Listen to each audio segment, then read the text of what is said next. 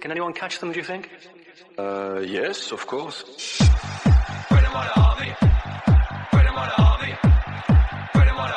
Yeah, unbelievable. We didn't expect that. As unbelievable as it sounds, this is another Arsenal podcast. That is the Away Gooners podcast. We bring news and reaction from Arsenal fans from all over the world. Hello, everyone. Welcome to another episode of the Away Gooners podcast. We have got Arun, Ellen, and Bob back with us. Hi, guys. Hello. Hi. So this episode, right? I've been putting this away for quite some time from not discussing this because I know that this is a controversial topic to talk, especially when we are going to talk about Arteta and the manager that he has been. I know that depending on the season and depending on other things, we have our opinions in like either one side or the other. So let's break that down. Let's talk about what or how it has been under Arteta, right? So that's the idea of this episode. So let me put it this way, right? Do you think it's time to actually review him right now? Like, is this early or is this like enough time to, do a review on Arteta? Arun, I'll start with you. Yeah, of course, we have to review Arteta. It's end of the season. I mean, like we've done reviews on the players, so it's only natural that we have to do a review on the manager as well as the board. But I wouldn't like really compare his first season stats with the other managers in the league, or like other big managers who went on to become greats and that.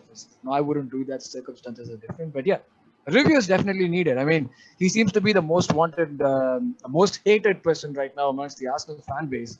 And the majority seem to want him out. So yeah, review is definitely. Ellen, what about you? You have a strong opinion on this. Definitely, like see, if I'm right, like Unai Emery was for 1.5 years. We wanted Unai Emery to go out, like we reviewed him. Arteta has also completed 1.5 years with Arsenal. So having the same yardstick should be the correct way. But I want to give a disclaimer before we go into conversation. I don't want Unai Emery as an Arsenal coach, and I'm not saying Arteta is a bad coach. Okay. Just an Okay. heads up. Okay, so looks like he's just going to keep comparing. When someone gives a disclaimer, it means that they are going to do that. Yeah. Right? Well, I am accepting that, like, but I have to openly say that. Okay, Bob, what about you? Because for me, right, of all the discussions that we have had, this is a very different one because in comparing him with Unai Emery or any other coach for that matter is unfair because he's a first-time coach. He's a first-time manager. He has not worked in any other thing to have that experience. We are negating that, and so that's why the question of should we review him came into it. Of course we should.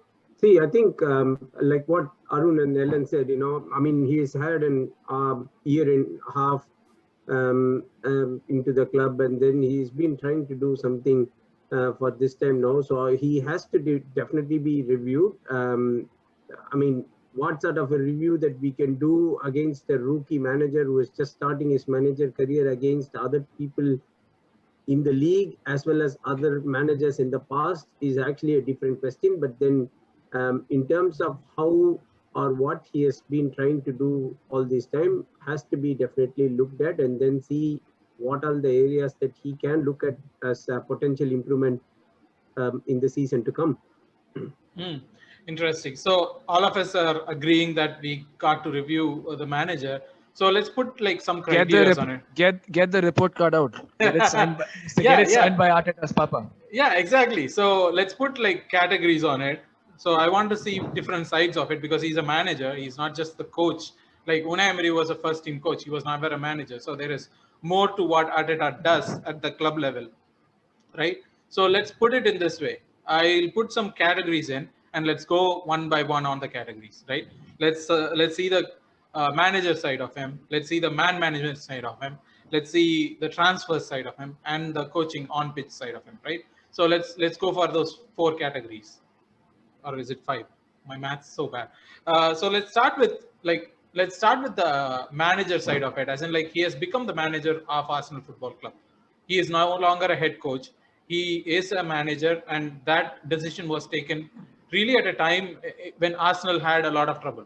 Like, we let go of the actual structure that we put in place. We let go of the 51 redundancies. We are going through a pandemic. At this time, they made the choice to make him the manager, right? You So forgot Gunnarosaurus. Gunnarosaurus is, yeah, it's a loss, but it's not a structural loss from the Arsenal point of view, right? So Bob, let's put it this way, right? We have started this kind of a we when Wenger moved out, we started a new structure of football where we said, like, we are going to have like these kind of people who are going to take care of the footballing side of, or the management side of things, and then we'll have a head coach. And then once Unai Emery didn't work out, we let go of that structure and we made Arteta a rookie manager, a manager who's taking care of more things at the club. So 1 year hence, what do you see in that side of things? See, I think when Arsenal moved away from the Wenger side of things in 2019, even at the time when Unai Emery was appointed in, there was not a lot of powers which was actually given to him. In fact, more was actually taken away from the previous manager who had actually held at his helm. So in that regard, Unai Emery didn't have much in terms of the final say on transfers and who he needs to bring, who he needs to play, and all those sort of things. It was more the top hierarchy of Raul and Sven Mislintat, and then back at the time, Edu wasn't much around, so it was then Vinay Venkatesham looking after all these things. But then once he left, they actually cut down a couple of more from that structure, and they made it more leaner, with Edu taking the center stage in terms of the transfer decisions and all those sort of things, with just inputs coming in from Arteta. So on that regard, they have held the management, the higher management has actually taken more powers in their hand, both with Emery and even more with Arteta. Arteta has a say on some of these players and transfers, but the final approval or the final nod would be coming in from the top, not being decided by Arteta. So in that side of things, it's not Arteta who's having much to say. I mean, and it doesn't really matter if you are a head coach or a manager by the title, because eventually what you do is almost the same, in my opinion. Okay. But Ellen, I'll bring this to you because you are a bigger naysayer for Arteta.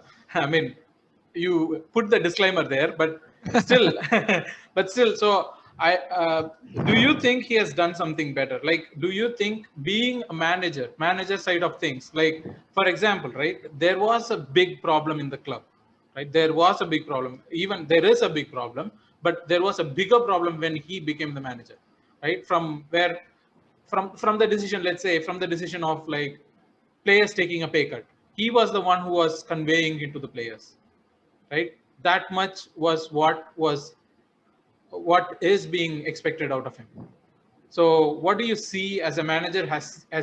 Do you see him grow in that manager role for the last 1 year?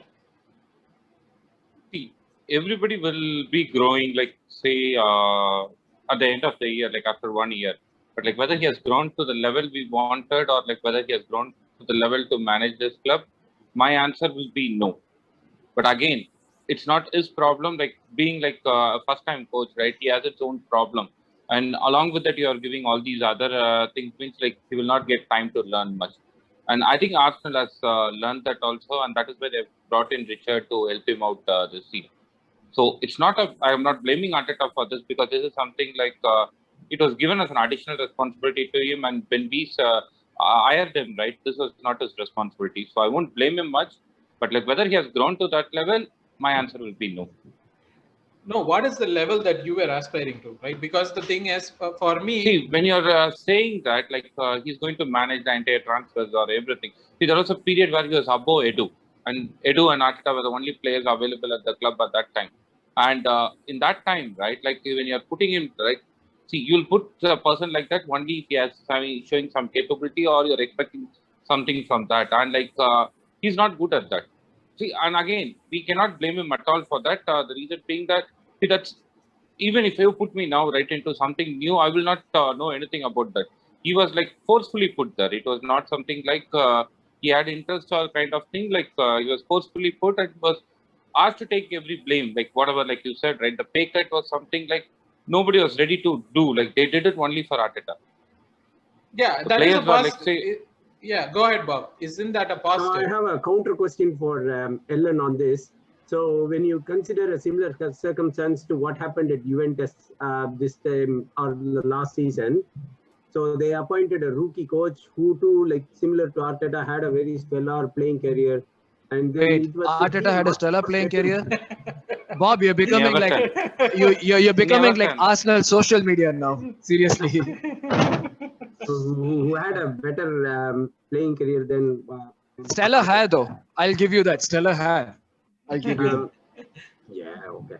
Sure. I correct myself from that. So but my question is basically when you are comparing to a person who actually took up the reins at Juventus, a team which has been winning the Scudetto for the last 9 years, and a team which had more vast resources to buying players and had a more stable team and a stable structure, even with that, a rookie coach in an Italian league, which has been an one-horse race for the last 9 years, he managed to downgrade the team from the first position to the fourth now. And fourth, as in like it happened, they scrapped through on the last day just because that Napoli couldn't win their last game. How would you actually describe in that way? No, but like if you take the same scenario, Bob, like is he the coach for the coming year for Juventus? No, see, that is actually a different thing. Our team is no, that's what I'm saying. See, no. Listen to me. Our team is a much more disarray even before we started last season. No. Let me We had player revolts there. We had no. That is what I'm saying, completely in Bob. No, that is what I'm trying to say. See, we were blaming Unai Emery for a lot of things. We agree, like what to say, like Arteta is a better person when he didn't have Mustafi, when he didn't have Kolasinac. We didn't have any of those guys who were conceding goals for Unai Emery, and we were blaming Unai Emery for that. So Ellen, I'll do a counterpoint there exactly regarding this because I had that point in my notepad. So let me put it this way, right? Like the players that you mentioned, those have been the problem at Arsenal from Wenger's last season, right? It's not just on the pitch a problem. It has been a problem off pitch. These players, especially during, if you remember last season when we were going through the patch, when we were not in a right space, Mesut Ozil was tweeting every week, every game day. He was tweeting. He was making the fan base divided. If he can make the fan base that much divided, how do you expect that he has not done anything like that within the dressing room? This is a manager who has taken that up, frozen Mesut Ozil, frozen those players, thrown them out of the door, have taken the blame on himself, and have thrown all these players out. Right? That is something that Wenger cannot do. That is something that Unai Emery didn't do. This is a rookie guy who could have given up to the pressure. Let me correct it. No, let me correct it here. Mesut Ozil was frozen out by Unai Emery first and not by Arteta. Yeah, but he was never thrown out. That is what the problem is. He was thrown out. He was thrown out. Arteta was brought in. Arteta brought in Ozil back. Mesut Ozil was stopped playing by Unai Emery. You go and see that last season of him, he was stopped playing by Unai Emery, and that was also a major reason for his sacking. So let me put it this way. Yes, he was frozen out initially by Unai Emery, but then when the pressure was mounting, Unai Emery brought Ozil back.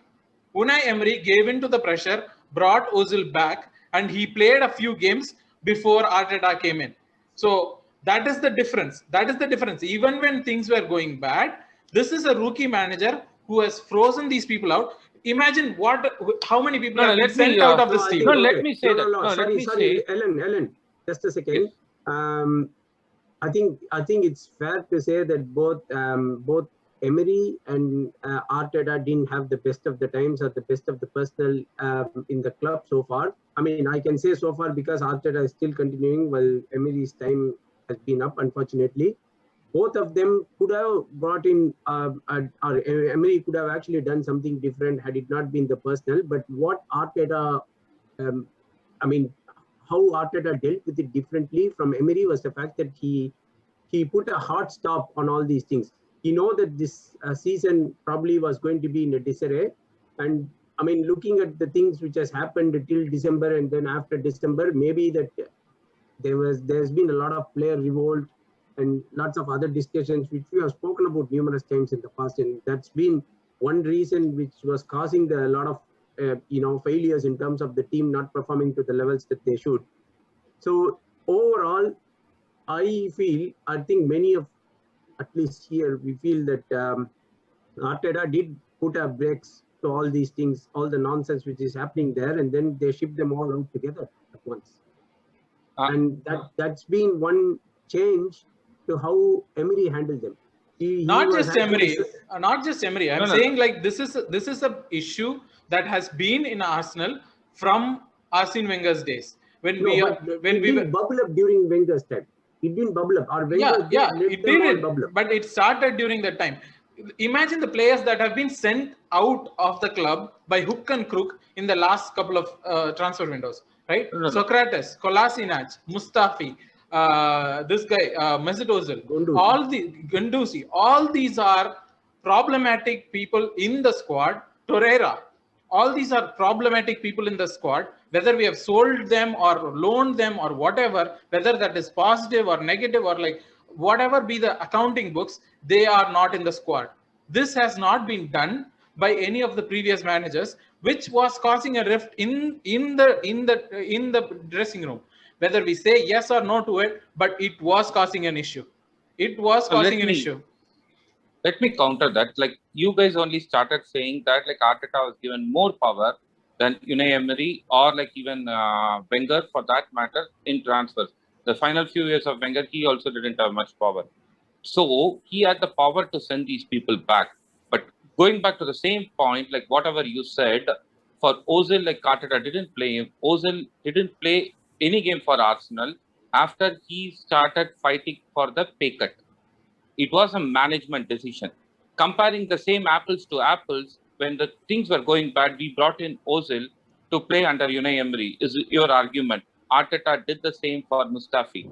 When there were injuries, when people like Saliba was available, Arteta didn't play Saliba, he played Mustafi, whom he wanted to move out. People like Socrates, everybody, we were able to move out now because we got like more CPs now and we can easily offload them. Whereas when Unai Emery wanted any player, he didn't get that player at all. So how can he not play them? Like how can he say like I'll go and play with an under 20 guy? Okay. So Ellen, I completely concur with you on that point that Unai Emery was actually at the wrong time of the club. He was at the wrong time at the wrong place. That he had personnel that he didn't want, or he didn't have a choice to go to the management and say possibly that I can't play them all because they are all crap, or they don't have enough attitude to actually play through the games that we. Yeah, let's put a stop on this discussion because we would still come back to the same discussion about like people man management, because I still have that part where we have to talk about Saliba and others. Before that, Arun, you've been awfully quiet. Come on, go ahead about. I don't know what we were talking about. No, go ahead and like comment on like the Arteta the manager, right? Like 1 year of Arteta the manager, as in don't talk about the on-field stuff, just the off-field stuff, right? Like what he has done, right? Okay, let me just try to like draw parallels with how a normal organization is run, right? So in any organization, like change is one of the most difficult things for to get people to adapt. Getting traction from your employees when you are making changes is one of the most difficult things to do, and that's how companies fail. Now we are talking about an organization here. Like, let's not mince words. Arsenal is a company, right? Yeah. It's a business that makes money. And it's run by profits. We're not doing a charity here. We're not. It's not a passionate group of people running the club. It's not. That's not the case, right? Given that, when we had like a guy running the club for like 26 years, and then when he is the one person in charge of everything, which means that all the power was actually consolidated with this one person, and he leaves, it is definitely going to cause chaos, and that's what happened. I would never agree when people say that Unai Emery was at the wrong place at the wrong time. No, he was just at the wrong person at the wrong place. I mean, for me, he was never the right manager. Of course, I was one of those people who were like happy when we went on the 22-game unbeaten run, and I was like also thinking that it's we got the old Arsenal back. But the cracks did start to appear towards the end of the season, right? Which showed the problem with the club, not the manager. So coming down to Arteta now, he's the next employee trying to come in and fix these things. Now, the people that we have higher up have not been able to do anything to facilitate or make things easy for him, right? And we are trying to judge this guy who's never had any sort of managerial experience before. His best managerial jobs are as like assistant manager at City, where people even joke that he was Pep's con man. But of course, he did do a lot of work there, but was acknowledged. And that's one of the reasons why the club probably brought him in. If you remember, he was also in the running when Unai Emery was appointed. He was one of the people who was taken to the final rounds. The club were impressed with him. They went with Unai Emery because he sort of had a plan which was specific for each player. When people tell me that he didn't get the players he wanted, he was the one who took the decision to send Ozil out too, right? So you're having all this commotion with the manager, and with all that he's had, I don't think like it was an easy time to come in for him. You know, I would say Arteta was at the wrong place at the wrong time more than Unai Emery, because Unai Emery at least had something for him. Like, you know, he presented a plan. Apparently, Ramsey was his choice. Ramsey couldn't continue on. He sold Ramsey, which made no sense. He converted Torreira to a number 10. Amidst all this confusion comes this young new guy who's had no managerial jobs. So what would you really expect from him? Like, do you expect him to change the team overnight? Do you expect him to change things overnight? That's not going to happen. I'm not saying he's been like flawless. He's definitely had a lot of flaws. But I find this argument that, like, you know, he came in at a time when everything was fine, whereas his predecessor had it all like bad. I would never subscribe or accept that. In fact, for me, with whatever we've done, he's actually taken things a bit better. That's what I would say. I know it doesn't reflect on the table. Ultimately, it's the W and the 3 points that we keep talking about. But if you really think about it, we are, in terms of how we are being managed, in terms of how we're being functioning, there is a definite change on the pitch. In terms of how we approach the games and how we are playing against the big teams mainly. So when you know that your manager knows how to set up against the big teams and still play against them, it was not like we went to the big teams and were like parking the bus. That is, for me, positive. It shows that he knows what he's doing and he just needs the person to take it forward. At least that's what I would like to assume. But of course, if things don't change, he'll have to go out. Yeah, I agree with that. It's the same point as I was making, right? Because Unai Emery or Wenger or whomever, right? It's not about whether they are right person or wrong person. It's about what they made of the situation. Arsenal as a club has been in ruins for a lot of times. Like I would go back and say, like, from the time when Kroenke is taken over. Right, because it's no longer a football club. It's from the time that finishing in top 4 was considered like exactly. So it's not about on pitch. The Kroenkes or our owners or our management is not about on pitch performance. Their more focus is on the off pitch things. And these managers or whatever we are saying, these people are the on pitch people for this. Are the people who are the footballing side of the club. So if you really think about it, when did we finish Invincibles? 03, 04, and then we won the FA Cup 05, and we finished second that season to Chelsea. The next season we finished fourth by fortune. We were to the Champions League final, and since then we've been on a downward spiral. People conveniently tend to forget all that and just focus on like Emery or Arteta. But what Emery was inheriting was a mess that was brewing, like you said. It did not burst. The bubble did not burst. Definitely brewing. And even now, the mess continues, right? That's exactly. What this cleanup. What I'm talking about, Arteta has done is the cleanup of the squad, cleanup of what has happened on the squad. Still, Arsenal are a mess from an organizational standpoint. Can we all agree on this? I don't know if it would be the right thing, but if we actually talk about the exact same topic, should Arteta be there at the end of 2021-22 season, would it be a fair assessment of how or what he has been done at that point in time? Because now that we can't be clearing the entire mess, right? But at least 70% I say is been cleared, and more looks to be cleared now with some of them getting potentially may get sold over the course of the summer. So maybe if we have the same discussion at the end of the current season or the season to come, would it be a fair assessment of Arteta and just Definitely. Yeah, Like okay. I think that's actually that would be the most fair thing to do, because it's probably too early, and we've spoken about quite in depth in terms of what the issues are and then how it's been going along or how it's been evolving. So yeah, let's stop with that, and then possibly we'll talk about we will move on to the next topic, especially like because we have talked in detail about the Arsenal side of it, or the club side of our manager side of it.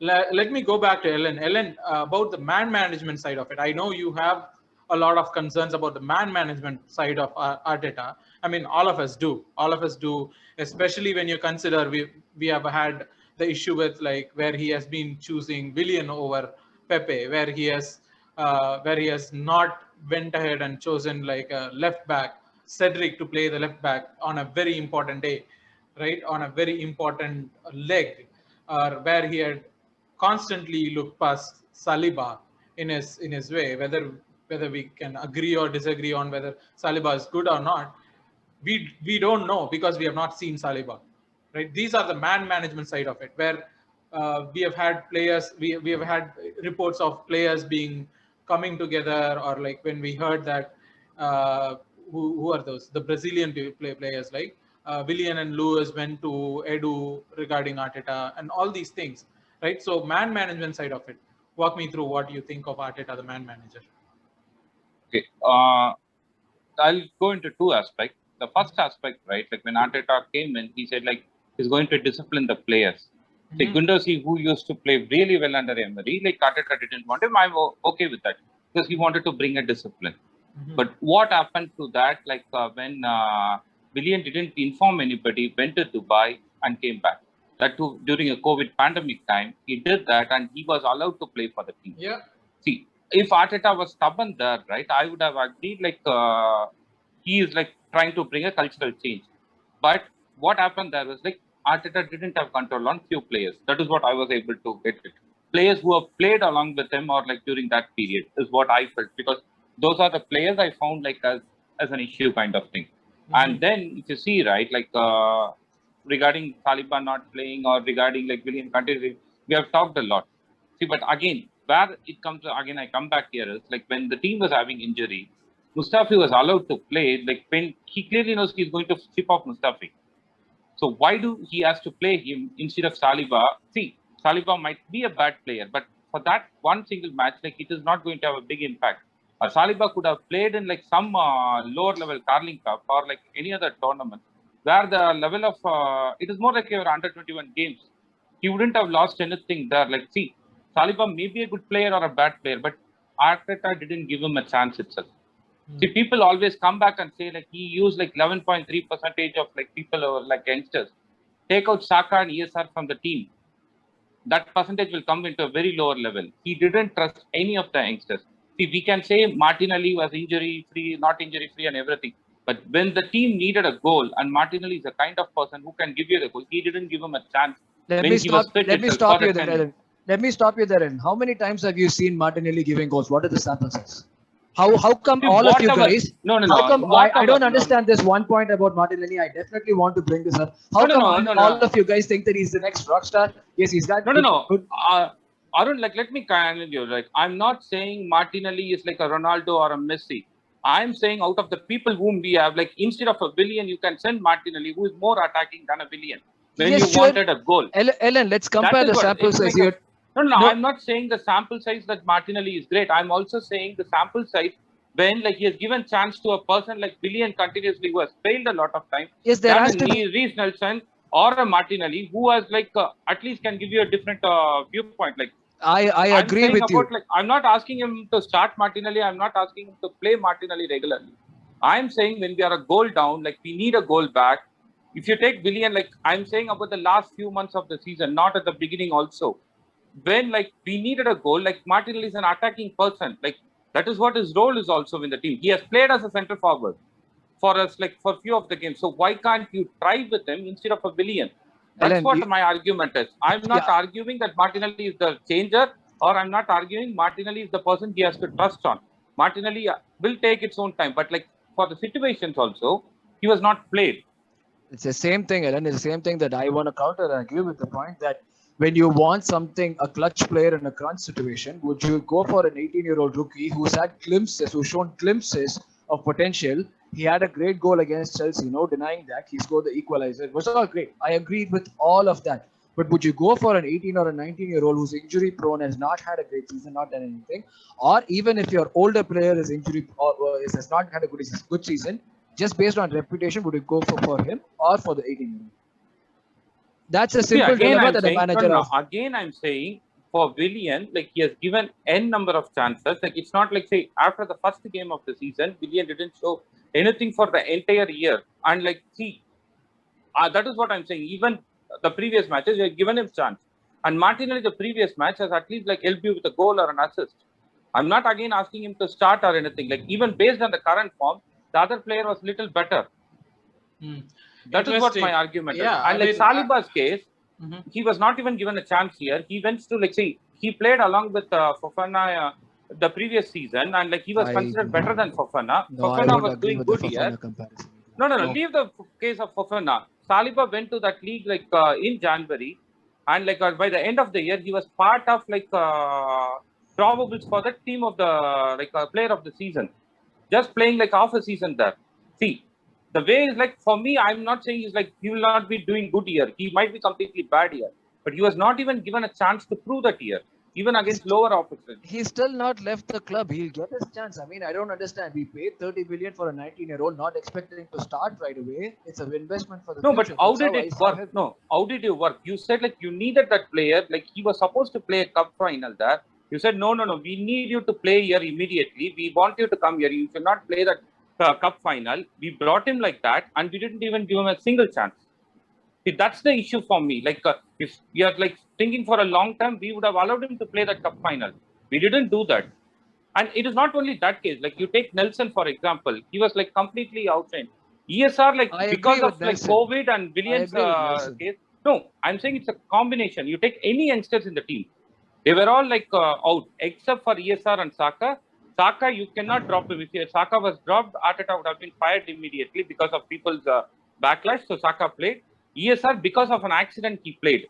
COVID got and like a lot of people got injured, and he didn't have an option, and we had to play ESR. And since it clicked and like there was no other option after that, ESR was continuously played. So other than Saka and ESR, like none of the youngsters was getting chance with Arteta. You have to sort of agree to that, Arun. I do. I mean, like I can counter that like this too. Willian wasn't working. If ESR hadn't played that game, he would have played 3 games later, right? It's not like ESR was not going to play. I agree to the Nelson criticism. Yes, for me, Nelson he should be playing. But Fofana, I mean, like Saliba and Martinelli, I really wouldn't agree. I mean, like I don't know. Fofana is a very Saliba is a very, very, very curious case, right? You know, none of us would have really thought that he would not be even playing a game for us this season, because there were comparisons of Tony Adams all along when he actually came into the club. That was by Arsenal fans. No. I agree on that, but many of them couldn't be. I mean, based on what he's been doing back there again in Nice. Once he left there in Jan, he still showed glimpses of. He was able to put man of the match performances from his first game back there. Arun, that is 6 months without playing. So he still had the skills of what he could do.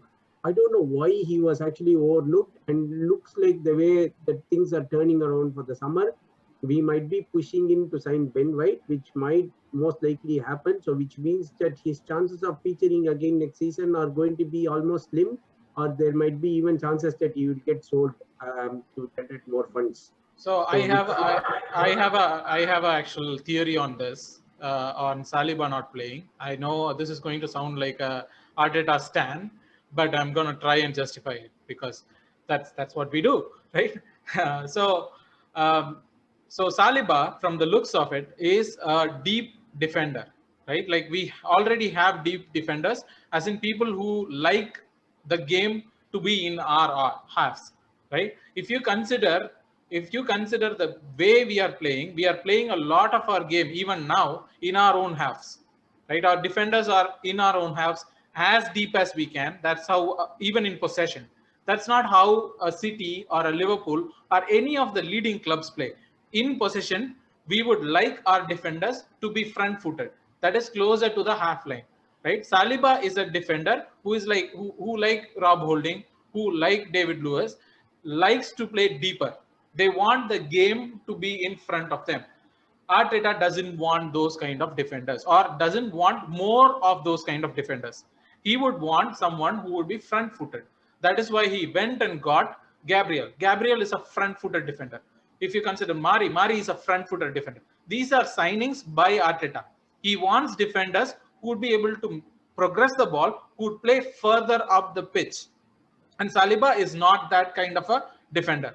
And that is the reason I think Saliba didn't get a chance to be part of the Arsenal squad. But I do agree on Ellen that not giving even one game to him is wrong. But I'm saying that does not mean that it is a personal, or it's not a personal choice. Like, it's not like I hate Saliba and that's why he's not playing. I think it's more that my style, Saliba cannot play.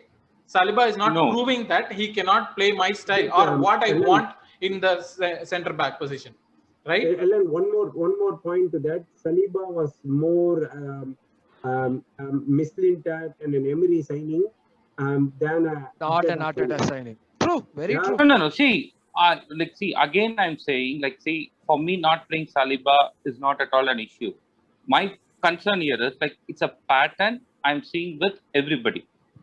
Like, every youngsters we have, except for Saka and ESR, and we know why we were playing. I'm sorry, man. It's a pattern I'm to seeing. Say Nelson and Willock, even for that aspect, Willock has been scoring goals for Newcastle because they don't really have anything to win or anything to lose. They've been in mid-table, and all their intention is to actually try and get past relegation season after season.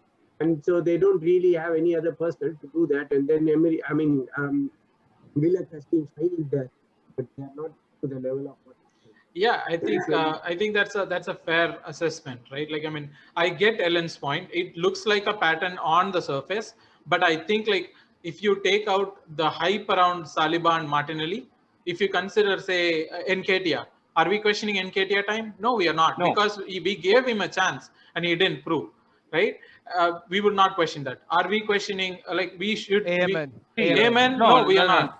Right? No, let me put it I'm also not questioning why Bellerin is not given a chance. Yeah. Because entire fan base wants Bellerin, but I don't question him also. Why he was not given. Because Bellerin will get a chance later. For the people we have, right? Nketiah should be given more chance than Bellerin. Even though people can argue others. So my argument is not a biased argument. Speaking on the same thing, whatever we discussed about Saliba, there is one other point which I want to highlight. Clarity to the people, or the players. This was seen at various times by various players. For example, Saliba, even now, right, he doesn't know why he was not played at all. Or if I take Willian, right, after few weeks of playing, say 6 to 7 weeks time, I'm not saying a shorter duration, he came back and said he's confused what Arteta wants from him. These are some examples I'm saying. I'm seeing this as a common pattern again. But again, this might be due to inexperience of Arteta. I'm not blaming him. But that is something that has happened this season also. Yeah, that is true. But again, like I said, right, it is just the way how we are seeing things. And as long as Arsenal is forward, that's all we wanted. Let me move on to the next one, actually, which is on the pitch stuff, because we have been talking about players and stuff. So let's see what the on the pitch stuff has been about Arteta, right? Arun, I'll start with you because let's start with the thing as formations. Arteta, when he came in, he had this 4-2-3-1. He started with 4-2-3-1, and then he moved to a back three. He persisted with the back three until it didn't work. And then he moved to a 4-2-3-1, and in some media he's saying he would prefer a 4-3-3. So what do you see as, is the formation a big deal? Is this showing Arteta is growing towards something, or is it like just us fans who are seeing this as formation and stuff, and for managers it doesn't matter what the formation is, or should Arsenal be ready to have multiple formations that they could form? It all comes down to the kind of football that you want to play, right? There's only certain kinds of football that you could play if you're playing a back three, if you're playing literally a back five. You're not going to be playing the expensive, eye-catching football unless like your manager is someone like Conte who can figure shit out.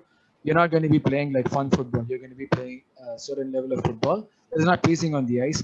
Plus, that was essential at that point in time because, like everyone keeps saying, our first 10 games we did play like the back three, but then we did not have anyone to actually create chances. We were relying on Danny Ceballos, and ESR. We can say all that we want about him, but his record, his injury record, and his loan spells did not say anything like about the kind of player that he was going to become. Right? Of course, he was rated highly at Hoffenheim, but it never.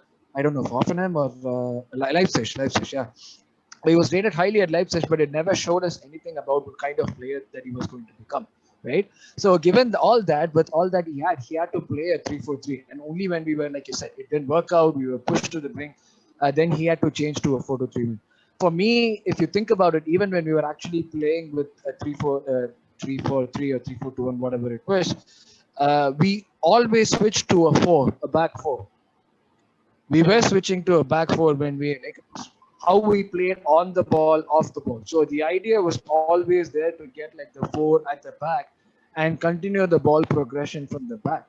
And that if it's more about like the kind of play rather than the formation.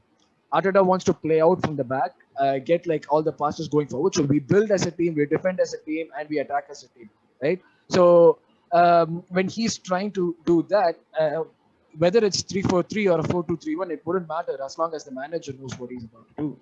So for me, formations were not really a big thing. It was the personnel that made all the changes. It was not the formation, according to me. Even if we were going, but we did play like with the back three. When Emery was there as well, right? We were playing like with the back three. We were playing with the back four. We're having two at the top. When no other big team, usually plays two at the top.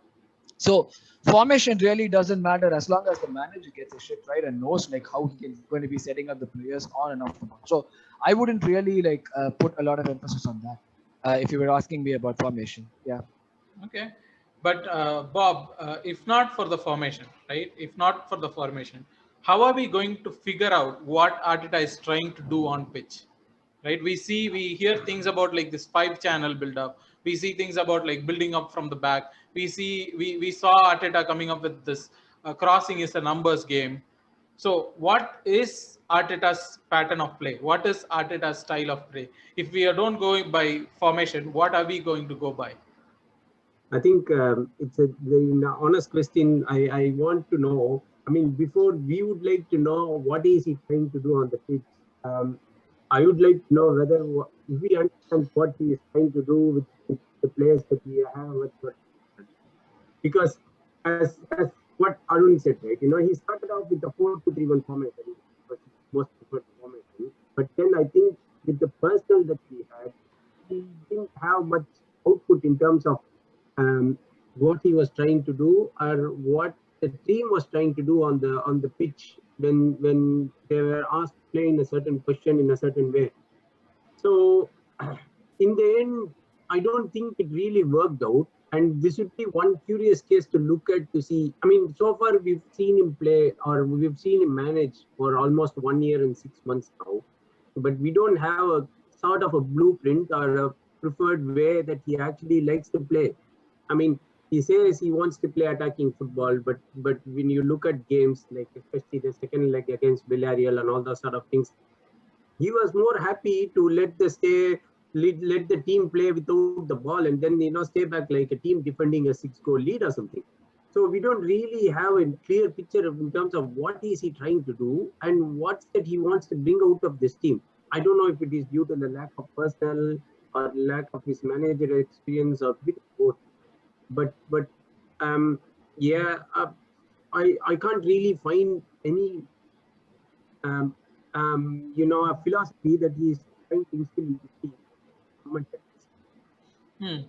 Interesting. Even I had the same question, but also how much of all this like not knowing a pattern or not knowing the style is implemented or influenced by the year that we have been having, right? COVID has changed a lot of stuff.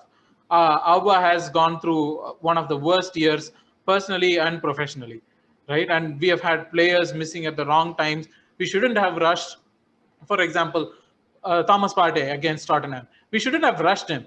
If he had not played that game, he would have played, he would have recovered, and he would have played at least a couple of games, or maybe our ideas would have changed, right, Ellen? So my thing is like, how much of this, like for example, Fulham could never come to Emirates and go away with a 1-0 victory or a 0-1 victory, right? If the crowd was there, how much of all this uncertainty is because of the year that we have been having, or how much of it do you think is Arteta himself?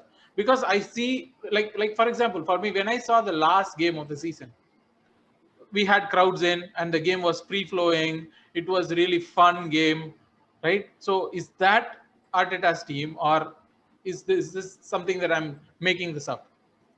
No, like if you ask me, right, like the last game is again like where we had nothing to lose. Yeah. So the players were like all like so let us not consider that. See, the crowds were not during the restart period also. And Arteta was able to make the teams to do better. No, but still, like, again, during that period, like United and Arsenal were the only two clubs like who has to do well last season. Yeah, but again, that is from a points perspective, right? What I'm asking is from a style perspective, right? From a gameplay perspective. No. That is what I'm going to say. No, that is what I'm going to say. Yeah, that is what I'm going to say. Like, see, I'm not blaming Arteta completely yet, but like he has to take the majority of the blame, according to my opinion. See, the reason is any coach, right, for that matter, or any player, like will try to find the strength of his players and he'll try to adapt for that. See, Arteta is ready to adapt to any formation or he's ready to change. In that case, right, he has to find the one like where we will be using the maximum capability of our people. See, Auba is not a player who's going to score headers. He's not like a player who wins balls. Like he's not a Giro for that matter. We were continuously having crosses for like 3-4 games. Like and he was saying like some mathematical reasons also for that, like saying that it will work. See, such kind of things, right, are like blunders from him. I don't know why he did that. Like, and many times, right, even like the Villarreal game where he played false nine, Pepe would have been a better choice at false nine rather than an ESR, like who's not like a striker on his own. Like, see, there were things like that. Like, so I have a feeling sometimes he overcomplicates strategy, and because of that, right, he fails very bad. Like sometimes simple strategy will work out, but with Arteta, right, many times I've seen like he has over strategizing, and that is also a reason I feel like the players are not comfortable because the players are. It's the same thing like which happened with Emery. Emery was like changing strategy every game in and game out, and like that was like the thing that went to his downfall. Arteta is doing the same. Even if you take CB pairing, right, like they will be continuously rotated for no reason.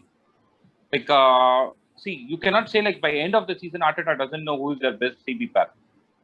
Sometimes injury played the part, but even when there are no injuries, it is like he was continuously changing it. So I think he like overthinks the strategy and like makes a lot of mistakes because of that. But do you think there is going to be a change, or because after December he stuck to the formation? I mean, apart from the Villarreal game, apart from a couple of games which went bad, or some cases like Chelsea where it worked, he has stuck to a pattern, right? Not just the formation wise, like some of the players, he plugged some in and out. Of course, we had problems with centre back pairing, but we also had like sustained periods where like Chambers was given a run. We know Tierney is left back for us. We made we made the front three, like Auba being in the center. So do you see progress? I mean, we have seen some negatives in Arteta in the way where he overthinks certain games or certain things, but in a longer term, in a league perspective, we don't care if he overthinks in like when we go to Old Trafford and loses, because we would always there is a very high probability that we will lose at Old Trafford, right? I don't care if he overthinks that game. I don't care if he overthinks City game, right? I don't care. We can lose that game. It's fine.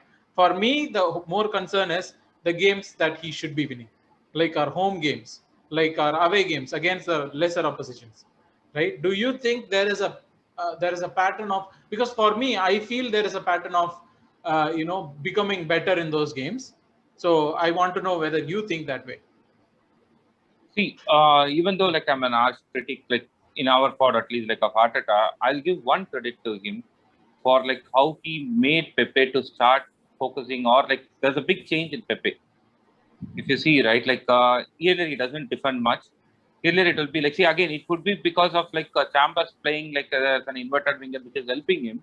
But again, that was a decision which Arteta took, like to drop Bellerin and make Chambers to play. So for Pepe's case, right, like if I take in an isolation, I'll give a lot of credit to Arteta.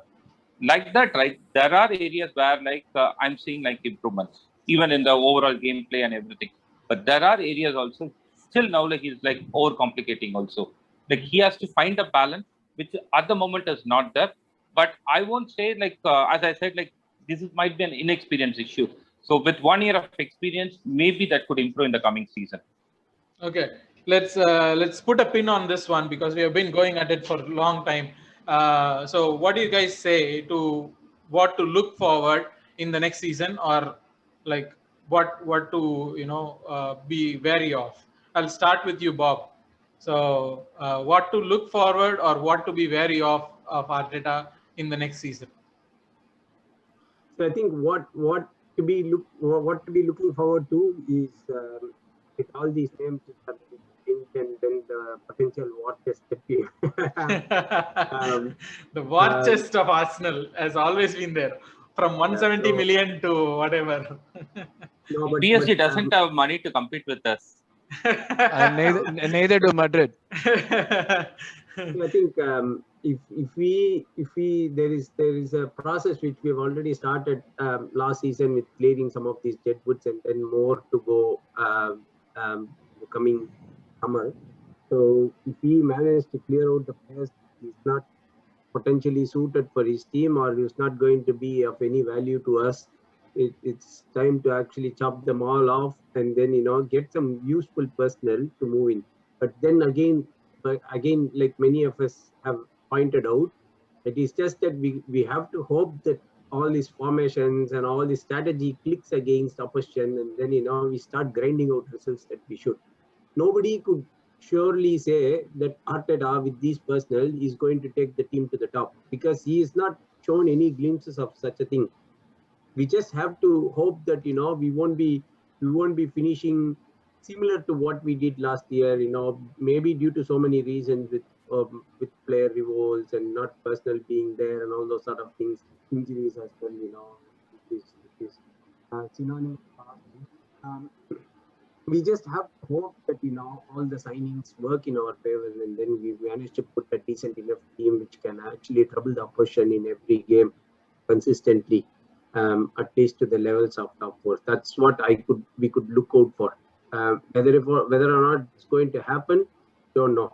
Maybe as a fallback, I could think that Zidane is still available. No. After France lost yesterday, like you'll go to be the France national coach. Yeah, so that could as well happen. But Deschamps has a big contract, so they are happy. So yeah, anything could happen. We don't know. So Ellen, being the Arteta critic you are, so go ahead. What do you think we should be looking forward to in the next season, and what we should be like keeping an eye out? Not worried, but keeping an eye out. Okay, like see, let me before going to that, right? Let me say about our current season, like the 10th place position, right, is actually our team's capability. Last 2 seasons, like because of Auba's more than like goal scoring prowess, like you overshooted his XG by long margin, and that is why like we were in a good position. Or else it will be the same case even the last 2 seasons. So I won't blame Arteta for that, but definitely like in the coming season, I want a clear strategy from him. I don't get it at the moment. So the first 10-15 games, right, like I want to see like what he wants to do with the team. If he's still going to continue the same way, right, though I don't want to say this being an Arsenal fan, like I don't want to be a Chelsea or a United kind of thing, we should fire him. Like if he doesn't show, I'm not saying like position in table or anything, because next year there's no Europe, there is nothing. He can just concentrate on the league, and like he can plan whatever he wants to do. Even if he fails, like whatever be the position, I'm okay with it. But like I should see some intent as well as like some clear strategy or a path forward from him. That's what I expect from him. That's one point which I too can agree with you, Ellen. I think December would be the time that we have to look at what he's been doing or what he has actually done. Half a season is quite a good time because, as you said, there is no distraction of Europe, so possibly that could give us a good idea in terms of what is he trying to do, if at all it's working. Okay. Yes. Okay, Arun, go ahead. I have always been someone who says that any new manager needs to be given at least 3 transfer windows. He needs 3 transfer windows to actually fully put a sprint on the team, and then whatever he performs after that, he should be judged after that. That's why I'm totally against judging Arteta. That's why I said let's review him, but judging Arteta is not something that we should be doing within the first time. Now that in the summer he'll be getting uh, his players, hopefully, like the watches, the famous transfer watches that we've been talking about, is something that I believe would probably help him get the players he wants, implement the system that he wants to, and then probably see if it would be, like it would work in his favor in any way. But the thing is, we love the club more than the manager or the players, right? The manager and the players are just moving parts of this big company called Arsenal. And we can always replace these guys. It's the club that we cannot replace. So keeping the club's interests in mind, I would definitely, like Ellen said, he doesn't have any distractions. We do not have to really think about traveling. The maximum traveling that we'll probably be doing is up north to Manchester or Liverpool, and that's it. So given all this, he doesn't have a lot of distractions. And if he does get a few, even if he gets like, because the players that we're being linked to are all his choices right now.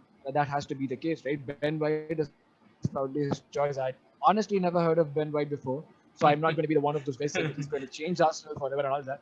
But I really hope this works out, because he seems to have a plan, and the players that we're being linked to also seem to be being done while keeping our financial constraints in mind. We are not all being linked to 50, 60 million players. Ben White is 50, but that's how much you play for an English centre back nowadays, right? All the other guys we're being linked to Lokonga, Sabitzer, yeah. They're all like not Madison. expensive. Madison is, if you want to believe that, you can go on believing that Madison is. No, but like if it's 60 or 70 million for Madison, we are signing. I won't blame. Yeah, that's the thing. That's what I'm Arsenal for saying. He's English and he's good, but the rest of these guys are all like a small budget signing, which seems like it's the profile of the player rather than the reputation of the player that we are going for, which seems good in many ways given what we are actually competing for. So I would, like Bob said, probably till December. Let's see, like if once he has it, he will still have like half of a season to implement what he wants to. And it's not like the first time that he's playing with these guys either. He's played with the core group of players that we've identified. He's identified for one full season. So it's all about like making sure that it all synchronizes well and he gets an output. If he's able to do that within December, we'll know on the pitch the results. We have not been bad against the big team, like you said. It's the smaller teams that we need to like be taking 3 points from both home and away. So by December, given the half season that he's at, if he doesn't still produce the results, and of course we love the club more than Arteta. He's got great hair, but doesn't give him like a free pass at Arsenal, right? So obviously after that point, if by December we do not see any changes, he would have to go. I mean, that's how long. Like I think being rational, we can wait. A thing that I am probably looking forward is like finally seeing the implementation on the pitch of something beautiful happening, playing out from the back and going to the front. We saw glimpses of it. The United game that we played was fantastic. The Leicester game was fantastic. So I would like to see that coming to fruition. What I would be wary of is, like Ellen said, the overthinking part. Probably that he got from Pep, the DNA of, like he keeps overthinking and he sometimes like, yeah, we can talk all we want about like playing ESR as a number 9.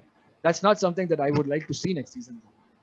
So that those are the kind of thing, like in terms of like you have 2 teams. If doesn't matter if the players are like top notch, that happens only to Team A and Team B being top notch players happens only at City. We are a budget bin City. I think that's what budget City.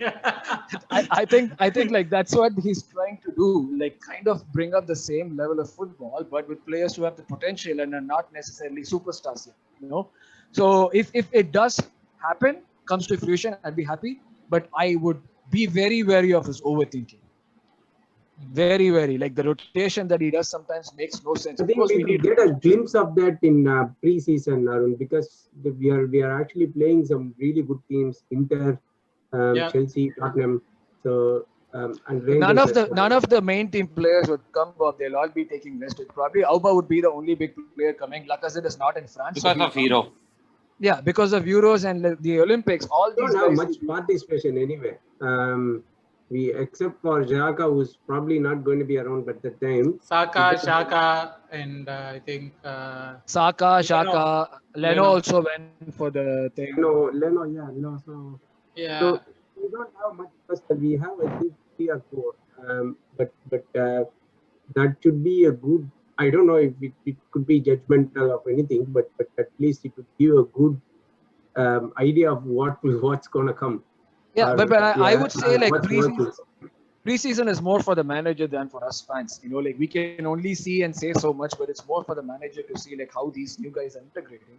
Well, he'll be able to judge it much better than what we can based on 19 minutes, right? So I wouldn't put too much thought into preseason. Preseason, I just see it as an opportunity for Arteta to sort of implement what he wants to and have these players integrated. So yeah, the thing that I would be very, very off is like some rotations that sometimes make no sense in clutch games, That's a thing that I'd be very, very off. Mm-hmm. But apart from that, I'm really looking forward to some good football and no distraction. Yeah. So for me, I think I like what I'm seeing in Arteta, at least in the later stages of the thing, apart from the Villarreal game and the overthinking games. So I hope that it is a step forward and not something that is going to be impedimented. So my hope for Arteta is to be a long-serving manager, which is kind of like, which is not happening in the recent years, right? Like there are no long-serving managers anywhere in the world. So I would want that to come back. Because everything is measured on success, Vijay. Yeah. Plus like rich owners want instant success. Yes. If you are considering by that, Arteta would stay here for long because our owners are not concerned about success. So he's going to have a long time. No, I mean, this is kind of a wish than a hope for me. Like, I would want a long-serving manager in my club. I would want players to retire in my club. So that is the very part of it. Like where we know Saka is special, we know ESR is special, we know Martinelli might be special. So these are special players. These are special kids who are on the brink of something special. And if we are not providing the success on the pitch for them in the next season or so, they would happily go to places where they could get those success. I don't want that to happen. I want, especially not just for Arsenal's sake, but for, we have not had that group of youngsters coming through and bringing in success to the club, having the Arsenal DNA in them, or, kissing the badge, not for the sake of getting Instagram likes, kissing the badge because they feel that they are Arsenal. That is what I want to see the next season. I want Arsenal to be Arsenal next season, not players who are here for the money, not players who are here for the glory or the Instagram following or whatever. I don't want that. I want an Arsenal that is Arsenal. I want the players to feel that. I want the fans to feel that. I want us to feel that on the pitch, right? That these players are giving their all on the pitch for my team, no matter if they win or lose or whatever, right? I want them to play like that. So that is what I want from the next season. That is what I want Arteta to do to this club. I want this club to get back to this spot. We have beaten a lot out of Arteta today. Thank you guys so much. Hopefully, we have had enough of this discussion. And it's not a judgment on Arteta. This is a review, as Arun said. So it's good. Thank you guys for joining in. Hopefully, we'll speak the next couple of days. Bye-bye. Bye.